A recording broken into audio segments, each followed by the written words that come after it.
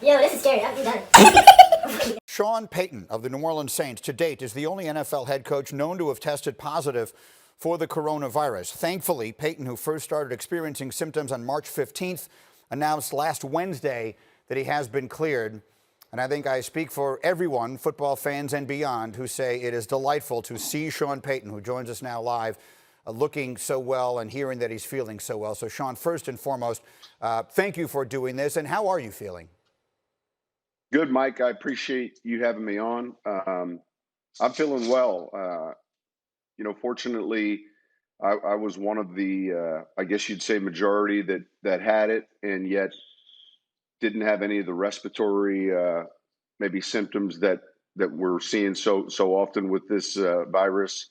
For me, it was just the chills. I had one day of a fever. It was that first day that I went ahead and got tested. It took a while to get the results back. I think it was 4 days later. But I would say very shortly after that Thursday, when I got the results back, I was asymptomatic and began to feel just tired, but pretty much like I had recovered. And it's been 2 weeks now, so a little bit over 2 weeks. And still, like everyone else, still staying inside and distancing ourselves from our neighbor per se. It's quite a difficult period of time, and I say that obviously for so many different regions and so many different people. Man, oh man, this is so great, man. Just to hear that coach finally got past coronavirus, and it's out of him. He's cleared, so he can get back to business. This is so much good news to hear, man. And this is his first time speaking out since the coronavirus situation, but it's great to hear that he's back to full health. He's still quarantining in his house, and he's ready to get back to it, and I love to hear that, So it's like, man, we pray for you, as Saints fans, we ride or die. So hearing Sean Payton, he's back, we look at him like a older grandpa, older uncle, you know what I'm saying? So we kind of feel like once that happened, it was a part of us, like our family, you know what I'm saying? So it means so much to hear that this man is doing great. Welcome back, Coach Payton, baby. This is a matter of such interest, so we really are grateful to you for being willing to share that much. Let's talk about some football here, because we're delighted to have a chance to do that.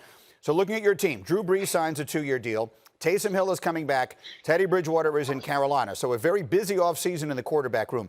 And we've been talking a lot about it here. What role do you envision Taysom Hill playing for your team this year? Yeah, I think the role is pretty clear. And first and foremost, we still view him as a quarterback. And we spent a lot of time this offseason discussing, our vision for him this season at quarterback, but then also at the F position. And what I mean by that, Mike, it's that / tight end receiver. He's a tremendous blocker. He's physical. I don't think people realize how fast he is. He's probably one of the 3 or 4 fastest guys on our team. So he'll play that F position. He'll certainly be involved in the kicking game. It's one of the things that he takes pride in and is very good at. And then the unique situation with our team and with our quarterback, Drew Brees, is he's announced he's coming back for his final season. I think Taysom sees himself as being the starting quarterback in this league, and we do too. Now, because of what we choose to do with him on game day, we have to carry a third quarterback, just based on the nature of the amount of plays he's playing. At any given time, if something were to happen to his throwing hand, then all of a sudden you're really down to your starting quarterback. So we'll have a third quarterback that'll be up each game. The 2 words. Okay, so here's a problem with what was going on in my head right now. So he said Drew Brees is coming back for his last season, but you signed him to a 2-year deal. I'm very confused about that. But I understand the point about Taysom Hill. Like, everyone loves Taysom Hill. Like, God, dude. I really hope he's Steve Young, like Sean Payton said, because, man, that dude can play. He can play, right? It's you just got to let a game. It's like watching Lamar Jackson. I'm not saying he Lamar Jackson, but it's like watching them. These guys are electric, man. They are ball players. They are football players, man. So you got to love it. But one thing I really don't understand, if he knew Drew Brees last season was going to be this season, why a 2-year deal? That's my problem right now. That get used a lot in the NBA and generally never get used in the NFL are load management, but we've raised them here a little. And the notion that Brees, who of course is at his advanced age, perhaps a week or two here or there, scheduled in advance, might be something that benefited him enormously. And you have the unique luxury of having a guy like Taysom Hill. So when I say the words load management in football, what is your reaction? No, we practice load management. It's a term that we use, and I would say it applies a lot for us during training camp when we're, stacking practices. Let's say 6-7 days in a row before a break. We discuss it during the week preparation for each game. So there's certainly veteran players that we feel like are players with injury history that we're going to be smart with. And then when you deal with Drew Brees, typically his Wednesday schedule now, which is the first day in our league to practice, it's Wednesday, Thursday, Friday. He's not going to throw, and he's going to be really judicious as to what he does on Wednesday, and then ramp things up that Thursday. So Taysom, a lot of our players, especially the more and more we've been able to research just the length of the season.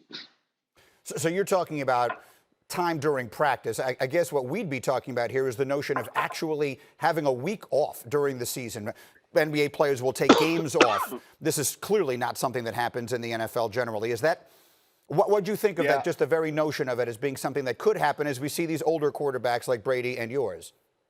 Listen, it's a great question because we're getting into these waters that no one's been before. When you're looking at what Tom's getting ready to do now, and he's moving to Tampa Bay, and where Drew's at, I mean, these guys are in their 40s, and so I think, look, last season Drew missed 5 weeks because of a thumb injury. That certainly wasn't planned, and we would have liked, and I'm sure he would have liked to have stayed healthy, but I do think the topic that you're discussing relative to players like Drew or players like a Tom Brady is something that I think is has a lot of merit to talking about. And then there's a few others that occasionally you'll come across, a veteran player that you're just trying to take a game off of them, a week off of them. I understand completely the question, and I think that's something that we've not had as much experience with.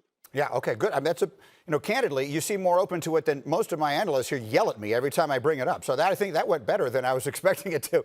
Because I think that, Mike, listen, the end game is to win as many games as possible.